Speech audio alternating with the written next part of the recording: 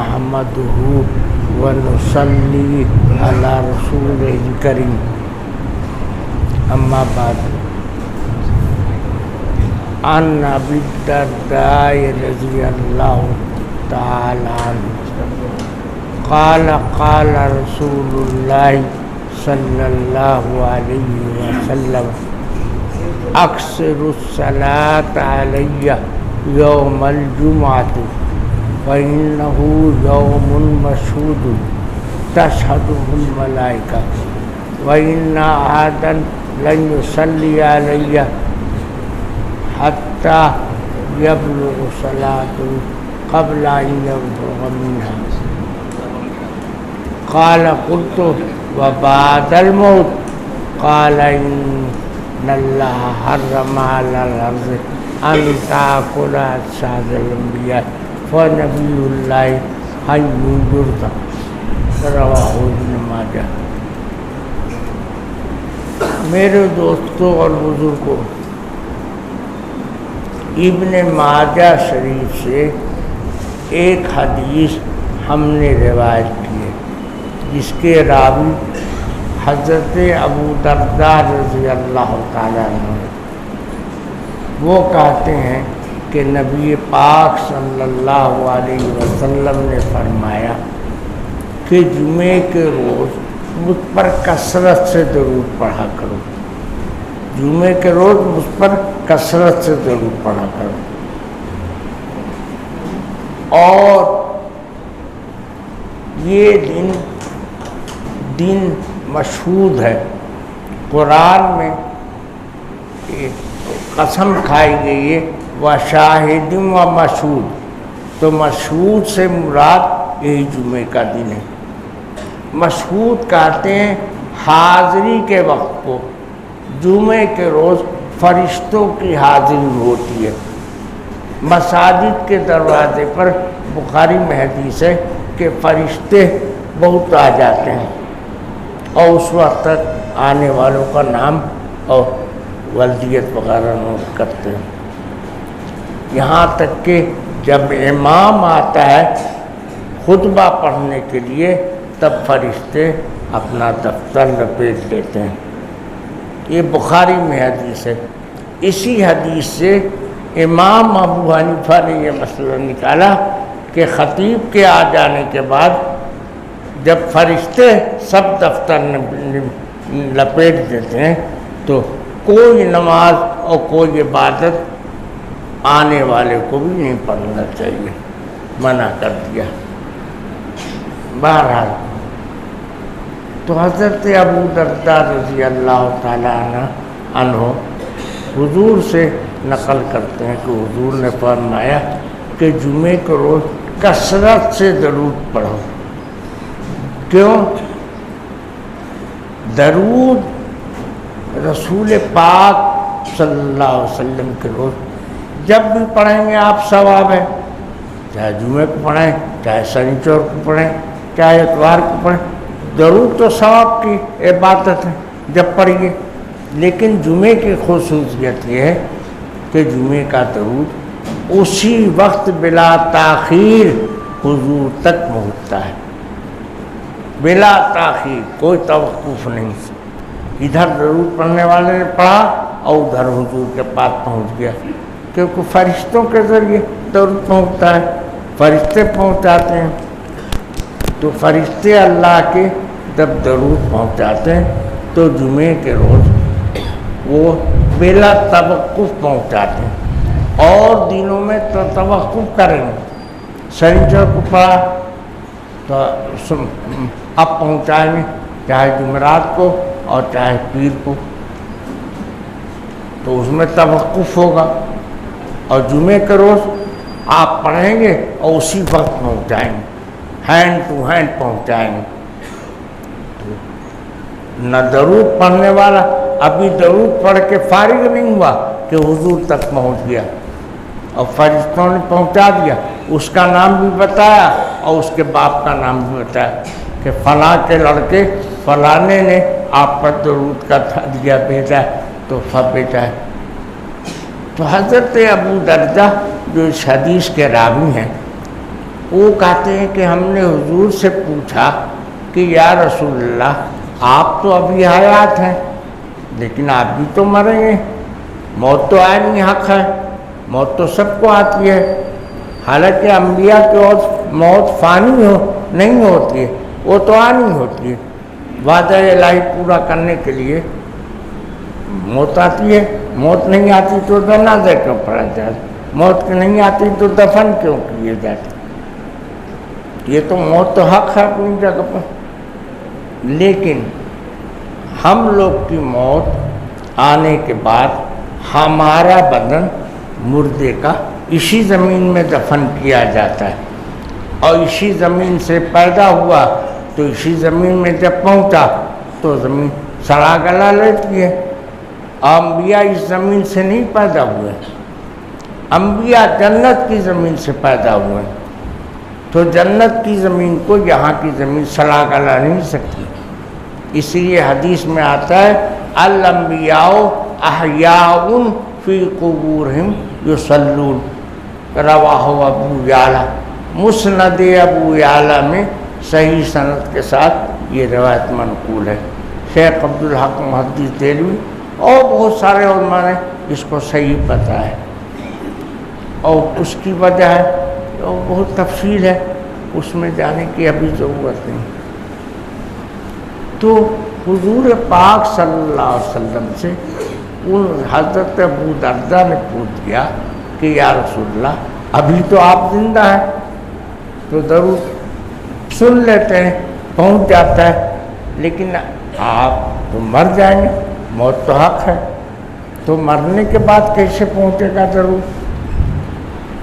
قال قلت وبعد الموت، حضرت ابو دردہ کہتے ہیں کہ ہم نے پوچھ دیا کہ یا رسول اللہ موت کے بعد بھی ضرور پہنچے گا آپ کے پاس، تو حضور نے جواب دیا کہ ان اجساد الانبیاء، انبیاء کا جسم زمین کے لیے حرام کر دیا گیا، زمین یہاں کی مٹی، انبیاء جنت کی مٹی سے پیدا ہوئے تو اس جسم کو سڑا گلا نہیں سکتی، اپنے اندر دم نہیں کر سکتی، اس لیے انبیاء اپنی اپنی قبروں میں اپنے اپنے حیثیت اور رتبے کے مطابق زندہ ہیں، اور حدیث میں آتا ہے کہ یصلون، وہ نماز بھی پڑھتے ہیں۔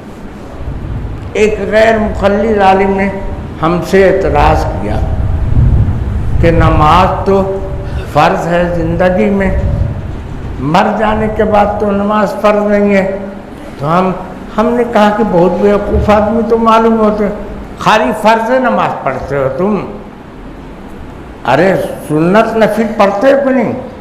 تو انبیاء مکلف نہیں رہتے ہیں لیکن ان کی غذا ہے روحانی، اس لیے وہ عبادت میں رہتے ہیں، نفل پڑھتے ہیں، نفلی نماز ہے، وہ فرض نہیں، واجب نہیں، فرض واجب تو زندگی میں مکلف پڑھتا ہے، جب وہ مکلف نہیں ہے تو نماز ان کے لیے تسبیح ہے، وہی روحانی غذا ہے، وہ پڑھتے ہیں نماز۔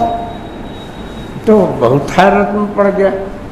ایک صاحب نے سعودیہ میں اعتراض کیا کہ علامہ ابن تیمیہ نے اس حدیث کو ضعیف کہا، تو ہم نے اس آدمی سے کہا کہ ابن تیمیہ ایک عالم نہ تھے، ہم بھی عالم ہیں، ہم صحیح بولتے ہیں، وہ تو پیغمبر نہیں تھے، تو کہا جائے کہاں ابن تیمیہ اور کہاں آپ؟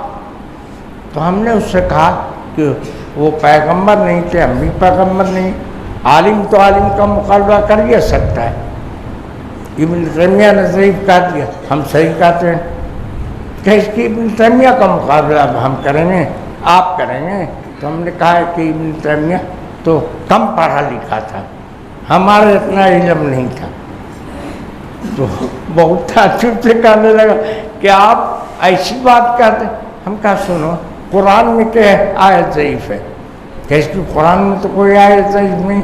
ہم کہا قرآن تو اس حدیث کو سپورٹ کرتا ہے، کہ اس کے ہاں دیکھو قرآن میں منہا خرجناکم ومنہا نخرجکم تارۃ اخرى منہا خلقناکم وفیہا نعیدکم وَمِنْهَا اسی مٹی سے تم کو ہم نے پیدا کیا اور اسی سے تم کو پھر نکال بھی لیں گے اور اسی سے دوبارہ تم کو پیدا کریں. تو دوبارہ کا مطلب کہ وہیں پر اعادہ کہتے ہیں پہلی جگہ ان لوگ ہر مرنے والا اسی جگہ دفن ہوتا ہے کہ جہاں کی مٹی سے وہ پیدا ہوتا ہے. تو بہت حیرت میں پڑ گیا کہ آپ نے قرآن سے اس کو ثابت کر دیا. ان کا جب قرآن اس حدیث کو سپورٹ کرتا ہے تو اس کو ضعیف کیسے کہا جائے گا؟ تو مان گیا بیچارہ. تو کہنے لگا بھائی آپ سے بات کرنا بہت مشکل ہے. ہم نے ایک کتاب عربی میں لکھا ہے، وہ حافظ ابن تیمیہ کے رد میں کتب خانہ صفدریہ سے دیوبند سے وہ چھپ گئی ہے. اس کا نام ہے رحلۃ الغیب الی زیارت قبر الحبیب.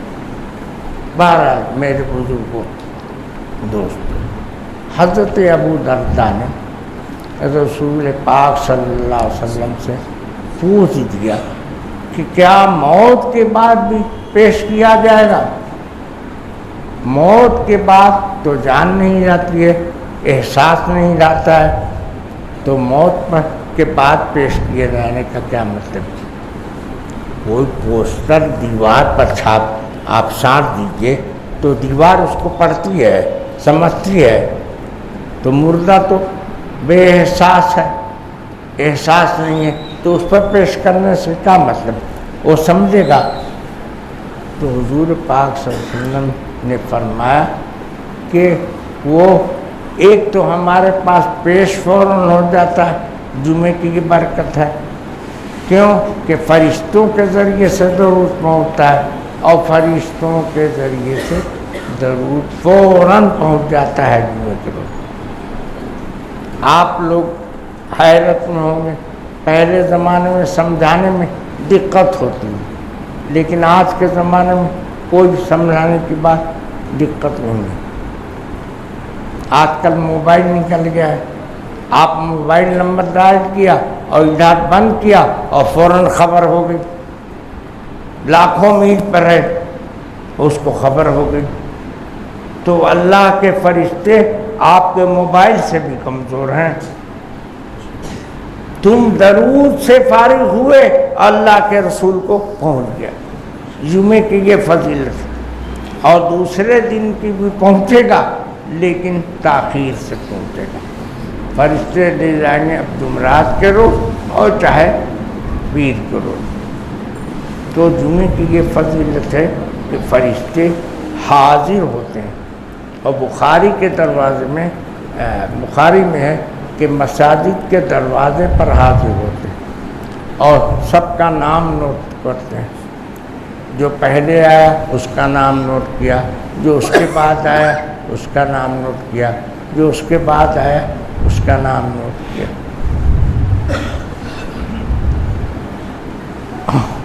اور ثواب بھی لکھتے رہتے، اونٹ کے برابر ثواب، تو گائے کی قربانی کے برابر ثواب، اور مینڈے کی قربانی کے برابر ثواب، یہاں تک کہ ایک مرغے کی قربانی کے برابر ثواب. تو جامع ازہر مصر سے پڑھے ہوئے ایک عالم تھے بنگال کے، وہ خانقاہ بنگال کی حاجی زنداد اللہ صاحب کی تعلق کی خانقاہ تھی. اب تو لوگ بدعتی ہو گئے، کچھ بھی لوگ بدعتی ہو گئے. تو وہ مصر کے پڑے ہوئے تھے. تو وہ کہتے تھے کہ اب بکرا تو بہت مہنگا ہو گیا ہے، تو مرغے ہی کی قربانی جائز ہے، اس لیے کہ حدیث میں آیا ہے کہ قربانی ہو جاتی ہے. تو ان کے پاس جو مفتی جاتا تھا وہ بخاری شریف پیش کرتے تھے اور دکھاتے تھے کہ دیکھیے اس حدیث میں کہا گیا ہے کہ اس نے کأنہا قربا دجاجۃ، جیسے ایک مرغا اس نے قربان کیا. تو مرغے کی قربانی جائز نہ ہوتی تو حضور مثال میں دیتے.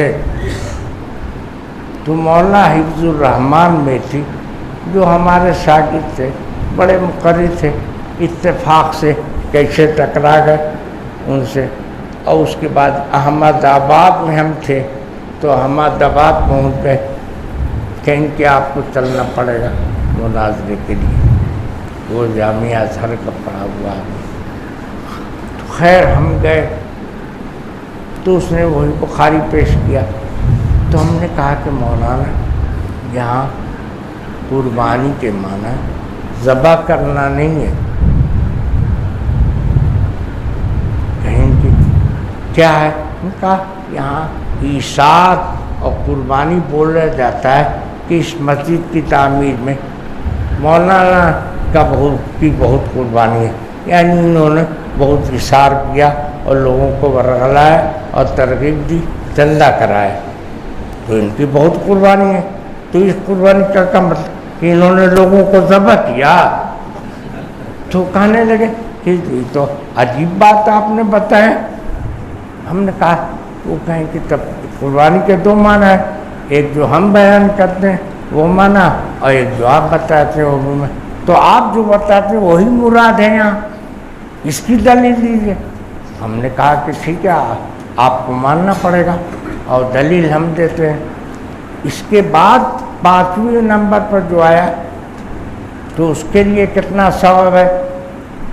جیسے اس نے ایک انڈے کی قربانی دیا تو انڈے کی آج کا تو بکرا بہت مہنگا ہے، تو کیسے انڈے ہی کو قربانی جائز کر دیجیے. بس کہنے لگے کہ اب ہم مان گئے.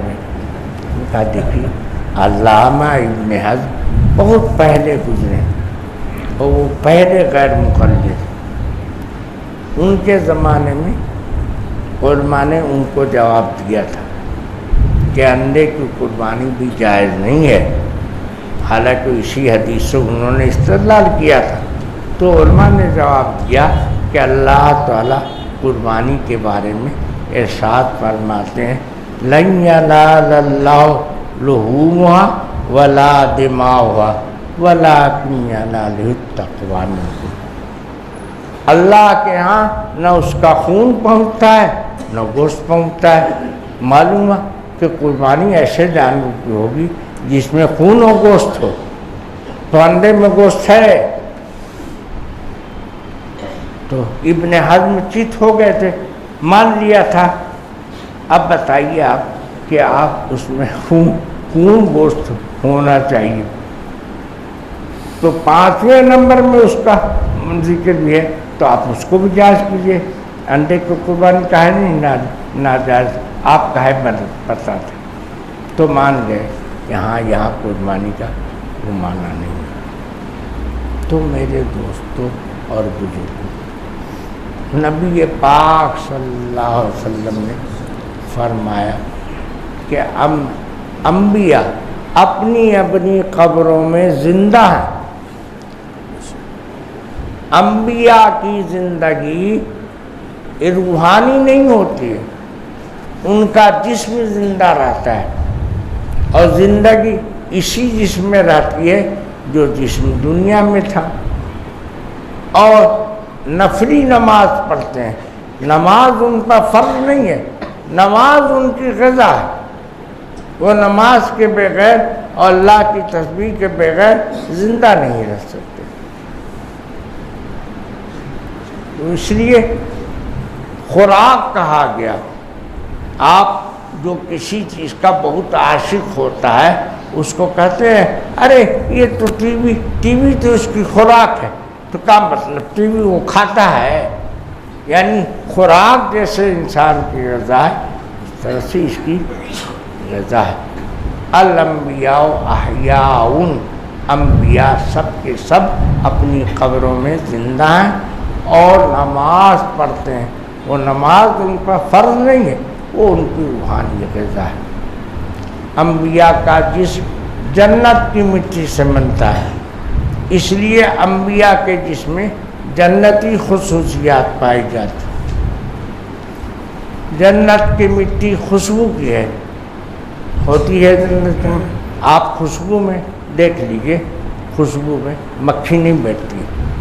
ایک پیالی عطر رکھ دیجیے، مئی جون کے مہینے میں مجال نہیں کہ اتر پر مکھی بیٹھ جائے گی، تو انبیاء کے جسم پر مکھی نہیں بیٹھتی، کیونکہ جسمانی خصوصیات ہیں ان کی، مکھی انبیاء کے جسم پر نہیں بیٹھتی۔ اور تفسیر مدارک میں لکھا ہوا ہے کہ مکھی جسم تو بڑی بات ہے، ان کے کپڑے پر نہیں بیٹھتی ہے۔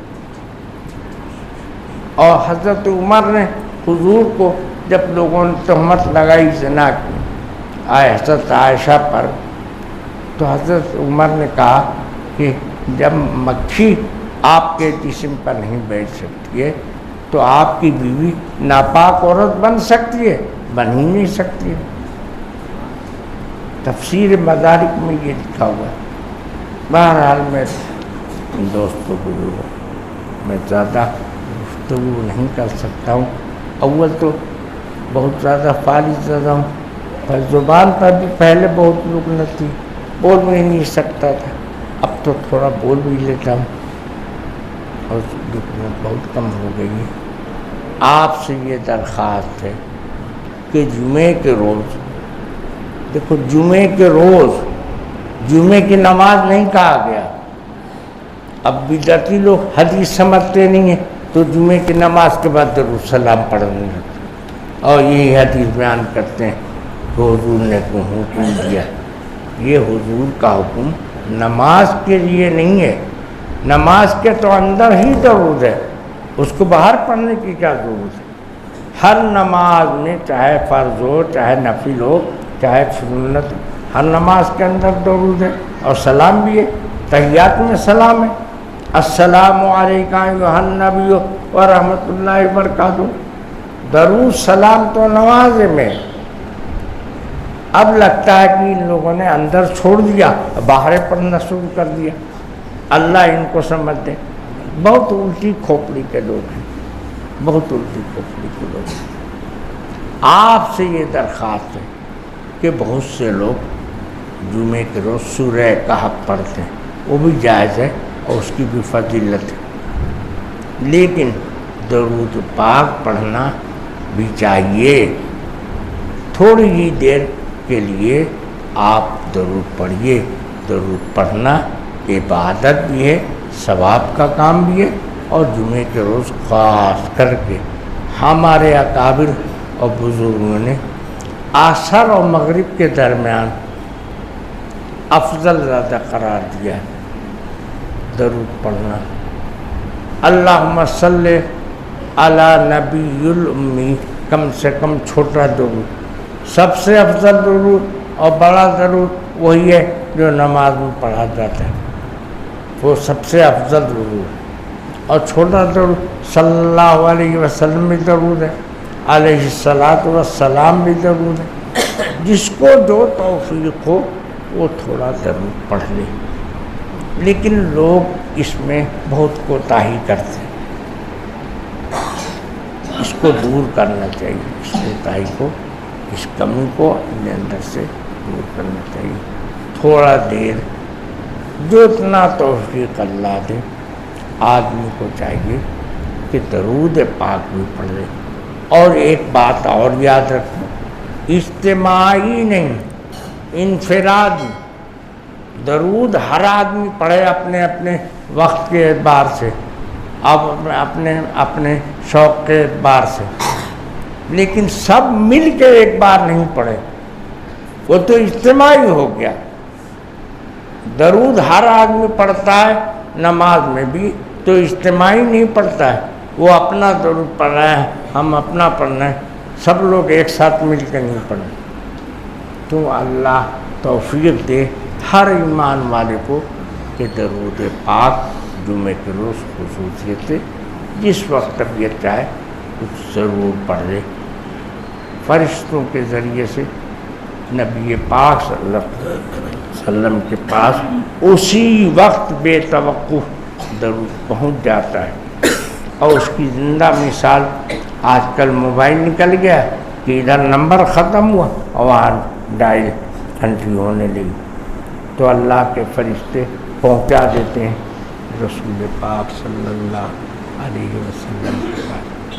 اللہ تعالیٰ آپ سب کو بھی توفیق عطا فرمائے کہ اور اعمال نیک تو اپنی جگہ ہے سب کریں آپ کچھ درود بھی پڑھ لیا وآخر دعوانا الحمدللہ رب العالمین۔ MT میڈیا اڑیسہ کو سبسکرائب کریں، بیل آئیکن کو ضرور دبائیں۔ اگر ویڈیو اچھی لگی تو لائک کریں اور تمام دوستوں کو شیئر کریں۔